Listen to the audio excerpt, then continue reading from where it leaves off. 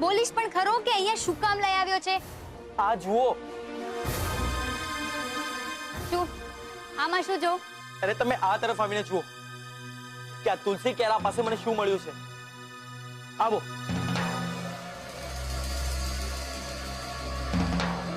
જુઓ.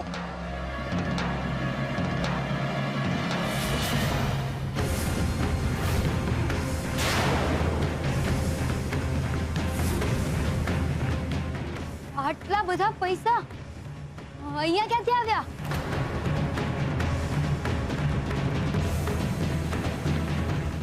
મને લાગે છે આ 5 લાખ જેટલા તો હશે જ. અરે 5 લાખ જ છે.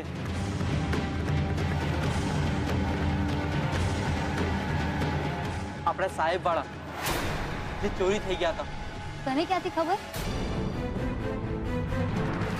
કિંજલબેન ને સરોજ કાકી વાળી વાત કરું કે નહીં? શું કરું? બોલ ને. એ તો મને એવું લાગ્યું. હું દુકાનમાં હતો ને ત્યારે પાછળથી મને કઈક પડવાનો અવાજ આવ્યો અને જેવું અહીંયા આવીને જોયું ને ત્યારે આ ક્યારો અહીંયા નીચે પડ્યો અને પૈસા ક્યારાની બહાર. મને તો એવું લાગે છે કે ચોરે પૈસા ક્યારાની અંદર છુપાડ્યા છે. આપણે જ્યારે દુકાનેથી આ ક્યારો ઉપાડીને અહીંયા લાવ્યા ને ત્યારે પૈસા સરકીને નીચે પડી ગયા છે.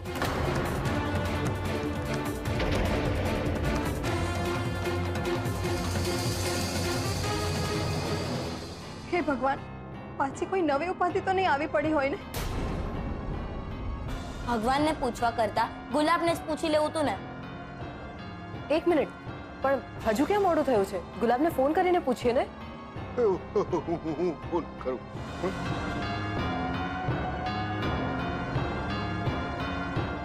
રિંગ. પપ્પા, કિંજલ, હું અહીંયા જ છું. કિંજલ. મારે તમને એક વાત કરવી છે.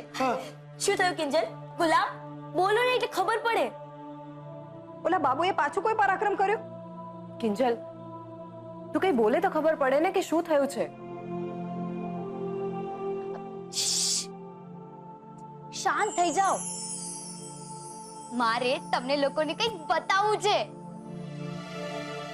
આપણા 5 લાખ મળી ગયા.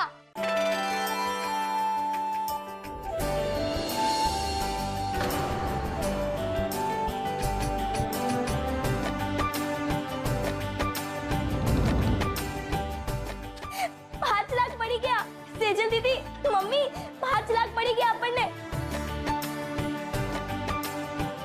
પપ્પા, તમારો ઈલાજ, વીસી ના હપ્તા ને સેજલ દીદી ટાટા ટાટા ટાટા ટાટા.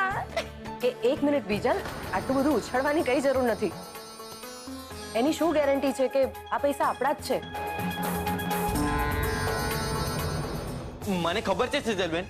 કેવી રીતે? કેમ? પૈસા આપણી દુકાન પાસેથી મળ્યા તો આપણા જોવાના ને.